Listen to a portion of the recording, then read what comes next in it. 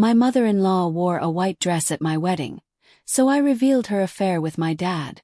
Have you ever watched someone walk into your wedding dressed like the bride? I did. My mother-in-law, Veronica, stepped into the venue in a full-length white lace gown. Not ivory, not champagne. The guests gasped. My heart pounded. But I didn't scream. I didn't cry. Smiled. Because I knew something no one else in that room did. You see, Veronica wasn't just trying to steal the spotlight. She was hiding a secret that had been haunting my family long before I put on that dress. And on the biggest day of my life, I decided to let the truth shine brighter than her gown ever could. But this story isn't just about a wedding or a white dress. It's about betrayal, boundaries, and the moment I realized that grace can be louder than revenge. Has anyone ever tried to steal your moment? How did you handle it? Share it below. I read every story, and I know I'm not the only one who's had to stay silent when someone crossed the line. But to understand why I stayed calm that day, you need to know what I heard months before. Behind closed doors. Whispered just out of earshot. Part 1. The Cold War begins. My name is Elena. I'm 30 years old, a designer, a daughter, and until recently a bride. I married the love of my life, Jacob. We met in college, fell hard, and never looked back. At least that's what I thought. When I said I do, I knew I was marrying into a family that came with expectations. But nothing prepared me for Veronica, Jacob's mother. From the very beginning, she made it clear that in her eyes, I wasn't enough. Not smart enough, not classy enough, not from the right kind of family. Her words were never outright cruel, but they were cold, calculated. Smiling with her mouth while her eyes cut like glass. She'd make comments like, "Oh, that's an interesting dress choice, Elena," or "Your family is quite different from ours." She'd raise her eyebrow at my laugh, give a tight smile when I reached for Jacob's hand. Every moment with her felt like a test I didn't know I was taking and always failed. Still I tried. I really did. I invited her to lunch, offered to cook her favorite meals, even asked for her help planning holiday dinners. I wanted to believe we could meet in the middle, that we were both just adjusting to new roles in each other's lives. But nothing worked. Every compliment was dipped in judgment. "You made this. Oh, that's ambitious." Her smiles were never warm. They were sharp-edged and cool like frost on glass. And then came that afternoon. Jacob was out. I was cleaning up after lunch when I passed by the study and heard her voice drifting from the hallway phone. I wasn't trying to eavesdrop, I swear I wasn't. But then I heard her say it. "She's temporary. Jacob will wake up eventually." My heart dropped, not because I didn't know how she felt, but because I realized she never intended to change. All my trying, all my kindness, it was just background noise to her certainty that I didn't belong. That was the moment I stopped chasing her approval. No more forced lunches. No more hoping her compliments meant something. I stopped trying to be the daughter-in-law she wanted, and I started becoming the woman who didn't need her validation. But I didn't confront her. Not then. Instead, I watched. I watched how she acted when Jacob wasn't in the room. How she smiled when she thought no one noticed. How her mask sometimes slipped, especially around one person. My dad. Yes, the very man she once said was too simple for their world. I started to pick up on little things. A flicker in her eyes when he spoke. A strange warmth in her tone when she greeted him. Too warm. And my gut started whispering that something didn't feel right. What about you? Have you ever tried to win someone over only to realize they never wanted peace in the first place? Let's talk in the comments. I know I'm not alone in this. Because soon, I stopped watching how she treated me and started noticing how differently she acted around my dad. And what I discovered next made my wedding dress drama look like a fairy tale. Part 2. The suspicion grows. You know how sometimes your heart whispers something before your brain is ready to believe it? That's exactly what happened after I overheard Veronica call me temporary. I stopped trying to win her over. And I started watching. But not just for the usual eye rolls or snide remarks. No, my attention shifted. To my dad. Now let me tell you, my dad, David, is one of the kindest, calmest men I know. The type who opens doors, who remembers birthdays, who quietly makes sure everyone has a drink before he even sits down. He'd always been respectful around Jacob's family, even when Veronica gave him her signature disapproving once over. But lately he'd changed. He wasn't rude. He wasn't awkward. But something about his demeanor around her had shifted. His usual warmth dimmed into something tight, reserved, measured, like he was carrying a secret he didn't know how to hold anymore. First I brushed it off. I thought maybe he was just being protective of me. Maybe he'd seen how Veronica treated me and was doing the dad thing, keeping the peace, staying out of drama, but not getting too close. But then I saw something. It was at a family brunch. Veronica had arrived late, wearing an elegant cream coat and that same pearl pin she always wore like armor. I was watching her, and that's when it happened. A glance. Flicker. My dad looked up from his coffee. She looked at him. And in that split second something passed between them. It wasn't icy. It wasn't hostile. It was quiet. Too quiet. The kind of quiet that doesn't scream conflict, it whispers complicity. I couldn't unsee it. Still, I told myself I was overthinking. My wedding was coming up, emotions were high, and Veronica had always been a storm cloud over every sunny day. Maybe I was looking for shadows that weren't there. Until I found the scarf. It was a week before the wedding. I was helping my dad clean out his car when I spotted it draped over the back seat like it had been forgotten. Soft silk, deep burgundy, expensive, and scented. Not just with perfume but with a specific one. It hit me before I even picked it up. It was Veronica's. That exact scarf. She'd worn it to Thanksgiving. I remembered because she made a snide comment about my choice to serve pecan pie and pumpkin, like dessert had loyalty rules. I held it in my hands, heart racing, thoughts spiraling. Why was it in his car? Why hadn't he said anything? Why hadn't she? The woman who had spent the last 2 years trying to make me feel small had left something so deeply intimate in my father's back seat. Was I imagining this? Or was something happening that would shatter more than just my illusion of her? Have you ever uncovered a family secret you wished you hadn't? Something you couldn't unknow? How did you handle it? I'm honestly curious because this one haunted me for days. But if I thought I'd seen it all, I was wrong. Because nothing, and I mean nothing, could have prepared me for what came next. The moment I walked into my bridal suite and saw her standing there in white.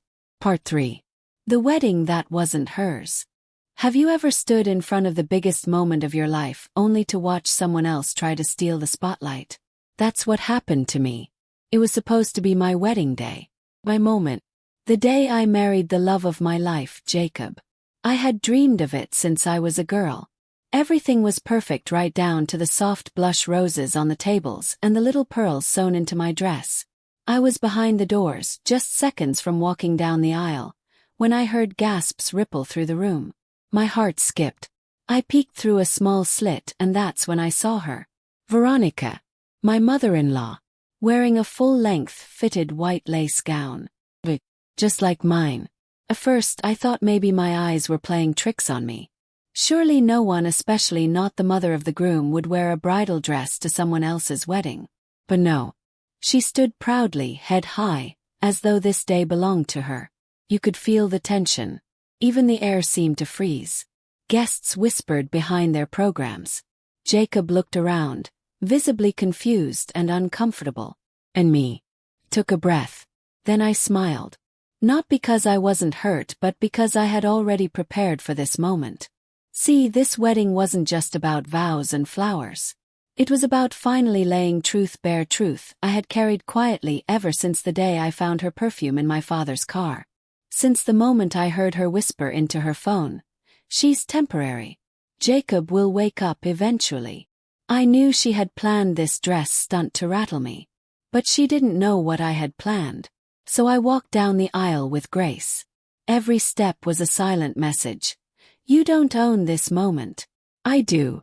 We made it through the ceremony without a scene. I smiled for photos. I laughed during the toast. And all the while I waited. Waited for the perfect moment to take back the story she tried to rewrite. That moment came during the reception. The music softened. The speeches began. My maid of honor told a heartfelt story about how Jacob and I met. Jacob's brother cracked a joke that made everyone laugh. And then it was my turn. I stood up, took the microphone in my hand, and said, "Today is about love and truth. And sometimes, truth shows up in unexpected places." The room fell still. I continued, "There's someone here who wanted today to be about herself. So maybe she can explain why she's been sneaking around with my father." Dead silence.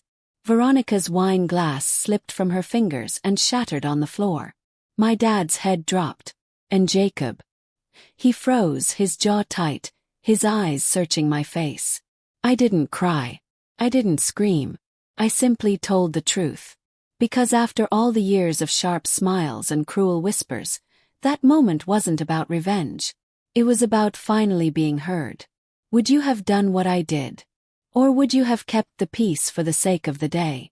Be honest, I'd love to hear your thoughts. Drop them in the comments. You never know who you might help by sharing. But what happened after that?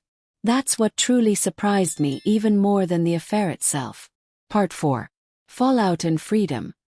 Have you ever watched a room fall apart not from rage or shouting but from the quiet crash of truth landing like thunder? That was my wedding reception.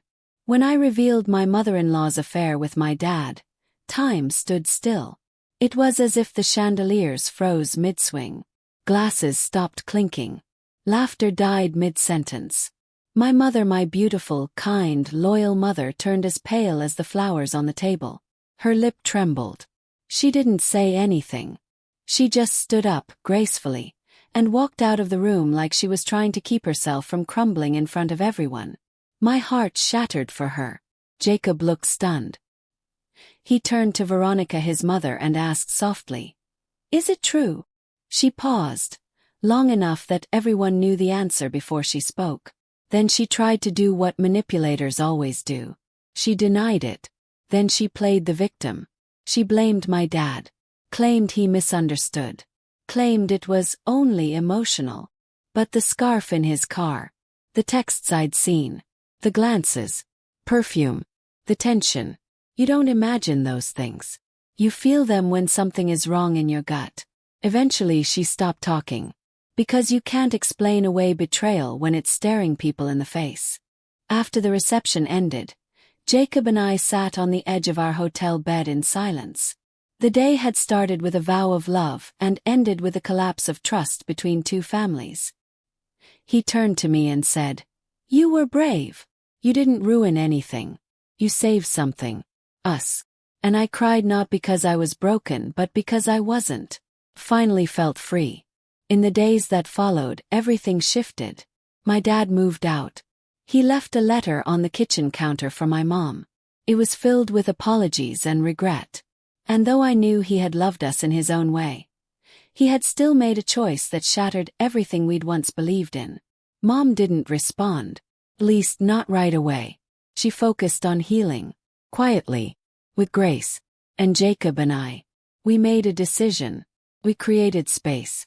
We distanced ourselves from the drama, from the whispers, from people who had never supported our love in the first place. Yes, even from some family members. Because blood doesn't entitle anyone to poison your peace. People said I was cruel, dramatic, that I should have kept quiet on such an important day. But I ask you this: what's more important? A perfect image or a truthful life? Because I didn't speak up to embarrass anyone. I spoke up to end a lie. To stop the rot before it infected the next chapter of my life. And do you know what surprised me the most? How good it felt afterward. Peace. The stillness. The strength I never knew I had. I wasn't burdened anymore by trying to be liked. I stopped trying to win over people who had already decided I didn't belong. I had finally chosen myself. And that freedom, that clarity, it's more beautiful than any wedding. Have you ever found strength in walking away from the image others tried to force on you? Did telling the truth ever cost you something but gift you your peace? I really want to know. Drop your stories in the comments. You never know who you might help. Because sometimes, The loudest vow you'll ever make isn't one spoken in front of a crowd, it's the quiet promise you whisper to yourself. I will no longer shrink to make others comfortable. I will no longer protect lies. I will choose me. I didn't expose the truth to cause pain. I did it to set myself free. Because sometimes silence protects the wrong people, and truth sets the right ones free. If you've ever felt unheard, unseen, or underestimated, know this: your voice matters. Your story matters. And you never have to shrink for the comfort of others. If this story touched you, don't forget to like and subscribe to My Family Tragedy. We tell stories that remind us we're never alone. Come back tomorrow because the next story might be yours.